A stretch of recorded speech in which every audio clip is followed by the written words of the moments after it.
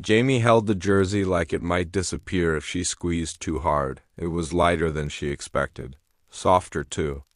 The school colors ran down the sides, clean and bright, and her name was printed on the back in block letters that felt far too official for someone who still sometimes tripped over her own feet.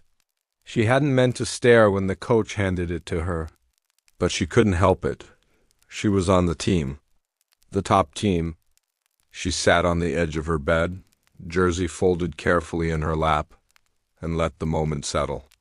Outside, the afternoon sun filtered through her window, dust motes floating like they had something important to say. All season, she'd told herself she was just there to learn, just there to improve, just there to see what it was like. That made it easier when drills went wrong, when passes sailed too high, when her legs burned and she finished near the back of the pack. But now the jersey was real, and so was the responsibility that came with it. She thought about the first time she'd played touch rugby, the grass uneven beneath her shoes, the ball heavier than she expected, her heart pounding harder than any sprint. She'd been afraid then too, afraid of being too slow, too unsure, too invisible. But something had happened over time. Not all at once, quietly, almost without permission. She'd learned where to stand, when to move, when to trust her instincts instead of hesitating.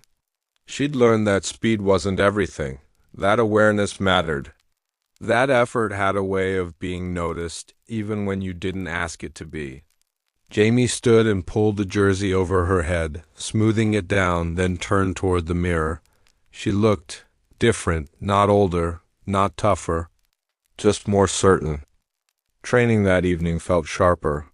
The older girls moved with confidence, their communication crisp, their passes quick. Jamie worked to keep up, listening, watching, adjusting. At one point, she caught a pass on the wing and saw space open ahead of her. Not much, but enough. She didn't think. She ran. The touch came just short of the line, but her teammates clapped anyway. "Nice line," someone said. Jamie nodded, breathless, heart racing. After practice, as the sun dipped low and shadows stretched across the field, she lingered behind, pulling grass from her socks. She watched the others leave in small groups, laughter drifting back to her on the breeze. This was the part no one talked about much, the quiet after effort, the space where doubt sometimes crept back in. Was she good enough to stay here? Would she keep earning the jersey?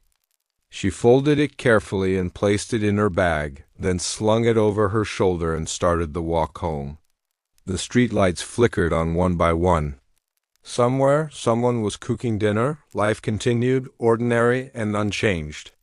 But Jamie felt something new settling inside her, not pride, the longing.